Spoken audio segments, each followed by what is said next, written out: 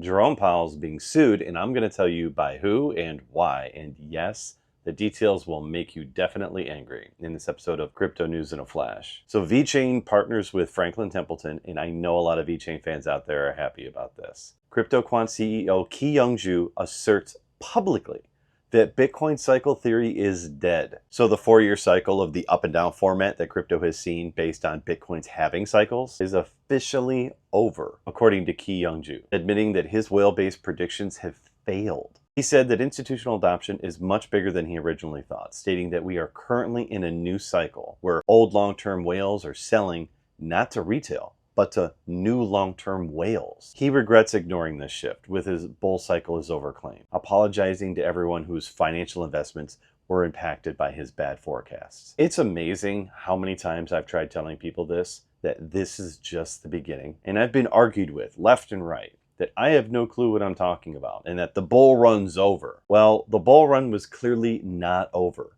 as we've had at least 2 market run-ups since January, both with pullbacks and hitting new levels each time. So I was right. The bull run didn't end in January. And now people are finally seeing that this may be the beginning of a slow and steady multi-year climb up while institutional adoption takes place. And the story of the day, Jerome Powell and the Federal Reserve are both being sued by Azoria Capital for abusing closed-door meetings without a vote. Azoria Capital argues that the Fed's routine use of these closed-door meetings violates the Government in Sunshine Act of 1976, which requires multi-member agencies like the Federal Reserve to hold public sessions unless a valid exemption is invoked. The Fed has allegedly been misusing Exemption 9A of the Sunshine Act, invoking it at every single meeting without even having a proper vote, which James Fishback from Azoria Capital says is illegal. Azoria Capital is seeking a temporary restraining order to force the Fed to open its July 29th and 30th FOMC meeting to the public, claiming that secret Fed deliberations are politically motivated, sustaining high interest rates to undermine President Trump's economic agenda. And just to clarify, the FOMC of the FOMC meeting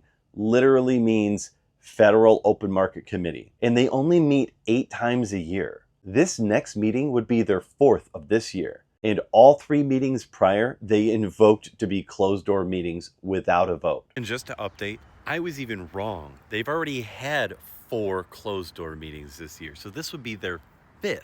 So if they do that this next meeting, this will be their 4th back-to-back closed-door meeting this year, out of only 8. I hope Azoria Capital blocks this because it's becoming clear that the Federal Reserve is abusing its power. Wealth, love, and authenticity to you all.